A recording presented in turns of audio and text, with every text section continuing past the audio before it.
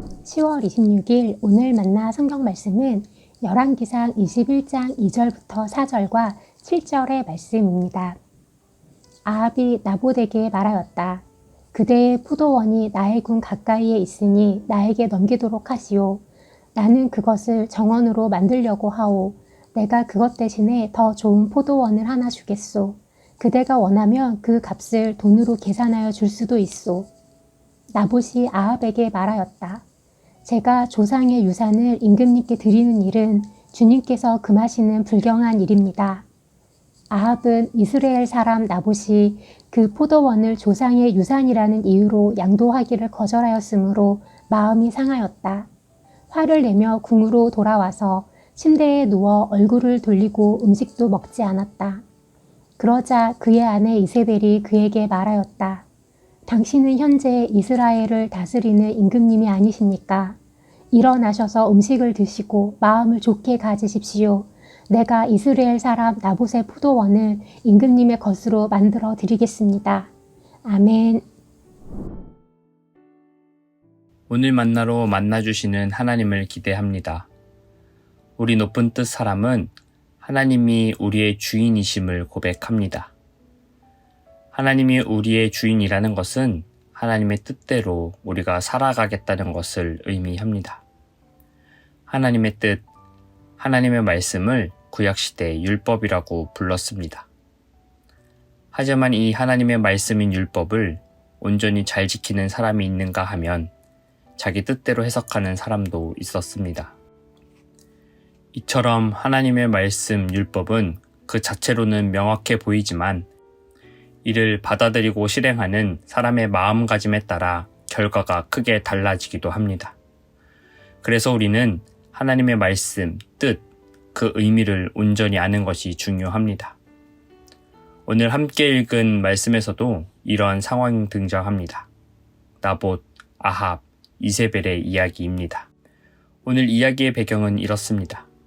나봇이 조상으로부터 물려받은 땅인 포도원이 아합 왕의 궁전 근처에 자리 잡고 있었고 그 땅이 마음에 든 아합 왕은 이를 사려고 했습니다. 그러나 나봇은 이스라엘의 전통과 율법에 따라 가문의 유산을 팔 수 없다고 거절했습니다. 아합은 이에 크게 실망하여 궁전으로 돌아가 몸살을 앓았습니다. 이 상황에 이세벨이 등장합니다. 이세벨은 아합 왕의 아내입니다. 이세벨은 나봇의 포도원을 뺏을 계략을 세우게 됩니다. 이것이 오늘 함께 읽은 본문의 배경이 되는 내용입니다. 나봇은 조상의 땅을 팔지 않는다고 율법과 전통에 따라 순종했습니다. 하나님의 말씀에 대한 순종입니다. 이런 그의 마음가짐은 하나님의 말씀과 율법에 충실한 것이었습니다. 그러나 이 순종은 그에게 죽음을 가져옵니다. 더욱이 그 죽음은 하나님의 법, 두세 증인법을 오용한 불의에 의해 이루어졌습니다. 여기에서 등장하는 두세 증인법은 동일하게 율법에 등장하는 하나님의 말씀입니다. 바로 이 하나님의 말씀을 오용한 사람이 아합과 이세벨입니다. 아합은 남의 것을 탐내지 말라는 하나님의 말씀 10계명을 무시하고 나봇의 땅을 갖고 싶다는 탐욕을 품었습니다. 그리고 그 목표가 실패하자 금식하게 됩니다. 이 상황을 알게 된 이세벨은 자기 남편 아합 왕의 목표를 실현시켜줄 계략을 세우게 됩니다. 여기서 우리가 놓치지 말아야 하는 것은 이세벨이 세운 계략이 하나님의 말씀, 율법이라는 점입니다. 앞에서 말한 두세 증인법이 나봇의 포도원을 뺏는 방법으로 등장합니다. 이세벨은 하나님의 말씀의 본래의 의미가 아닌 자신의 이익에 맞게 하나님의 말씀을 이용합니다. 교회에서 경계하라고 하는 이단도 마찬가지입니다. 다른 것으로 우리를 유혹하지 않습니다. 이단도 하나님의 말씀을 교묘하게 섞으며 자신들의 교리에 유리하게 이용합니다. 그래서 우리는 하나님의 말씀 자체도 중요하지만 그 말씀이 어떠한 의미이고 그 의도가 무엇인지를 아는 것이 중요합니다. 그리고 그 본래의 뜻을 알고 그 참 진리인 하나님의 말씀대로 사는 삶이 중요합니다. 이처럼 오늘 우리는 새 인물의 이야기를 통해 우리에게 율법이나 원칙 자체만으로는 충분하지 않다는 것을 알게 됩니다. 그 하나님의 뜻을 아는 것과 그것을 참되게 실행하는 것이 매우 중요합니다. 하나님의 말씀이라고 앞뒤 가리지 않고 행하는 것이 아니라 그 말씀의 참된 의미를 알고 그것을 지키는 것이 중요합니다.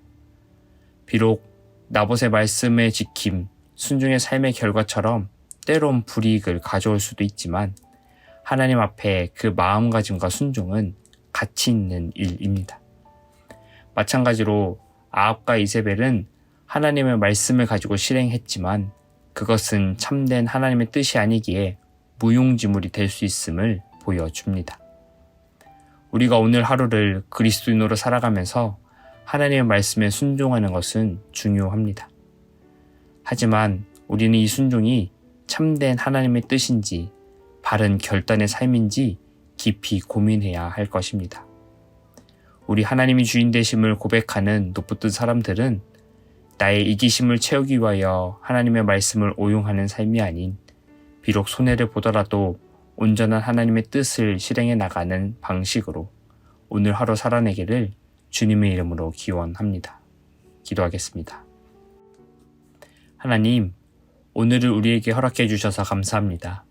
지금 이 순간도 주님의 은혜와 사랑 안에서 빛나고 있음을 알게 해 주십시오.